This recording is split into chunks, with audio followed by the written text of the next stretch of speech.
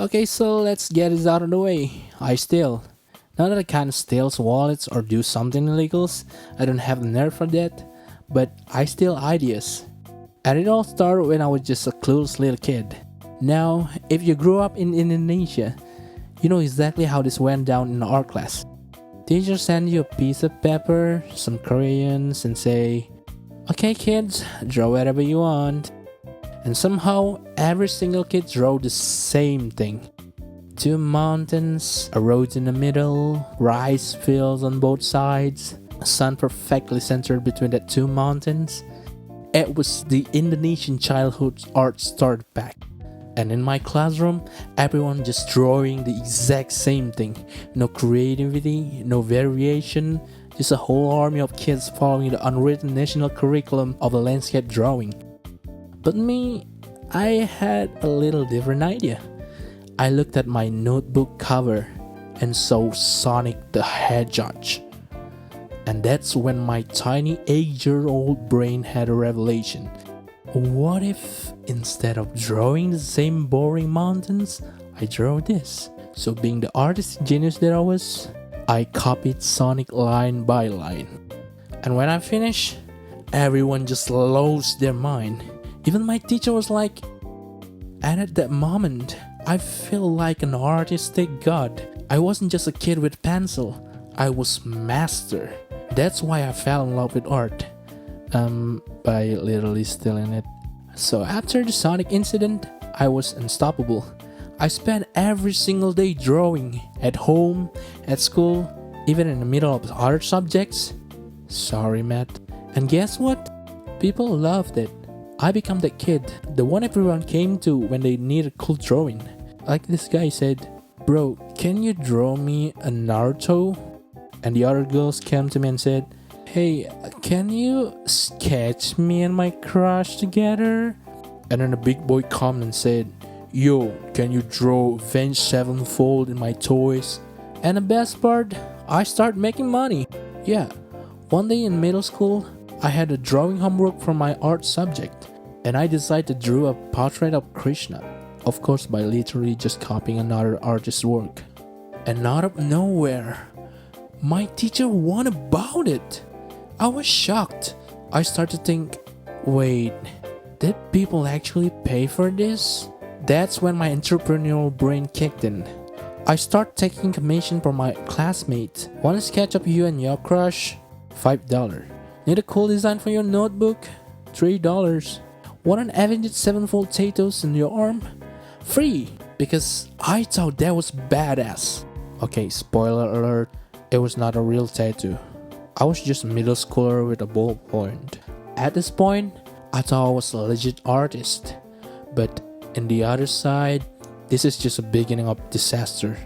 So by the time I got to high school, I was pretty confident with my drawing skills.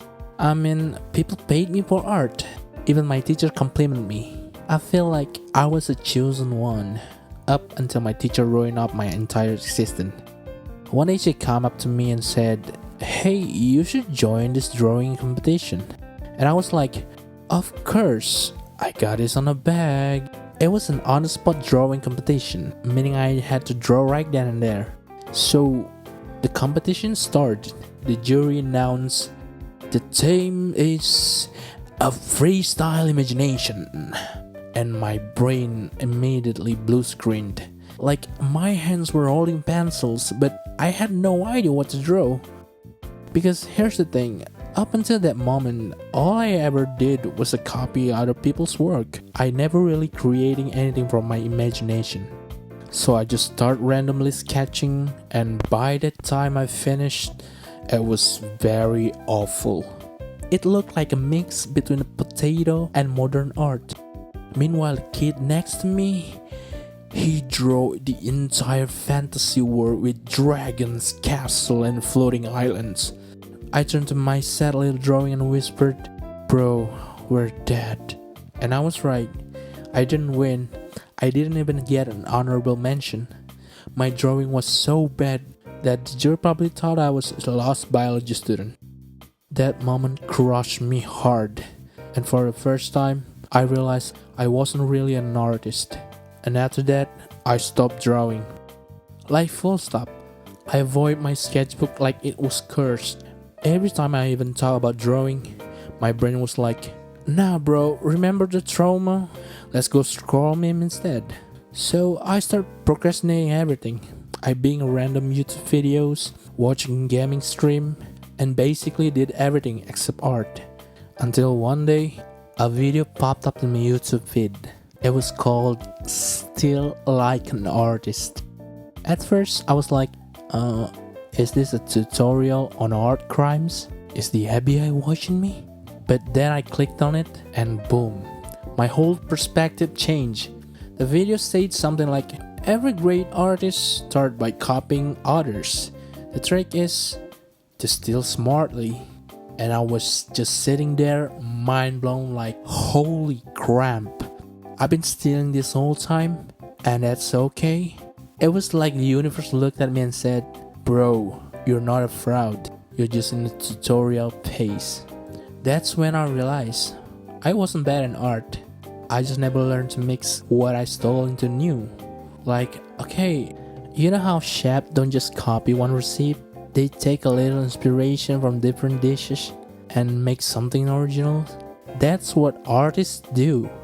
So instead of blindly copying Sonic, I start stealing ideas right away. I take this person's shading style, mix it with that person's perspective trick, throw it in a bit of composition from them styles, and boom, my art actually looked unique for the first time. And let me tell you, the feeling was insane. I started drawing again, but this time it felt different. It wasn't about copying anymore. It was about taking pieces and making them mine. And I think that's all for me, but before ending this video, I have to make a big disclaimer, and this is a very personal opinion. I don't know if still like an artist is a good in a way some people define it, but I like using it. It works for me.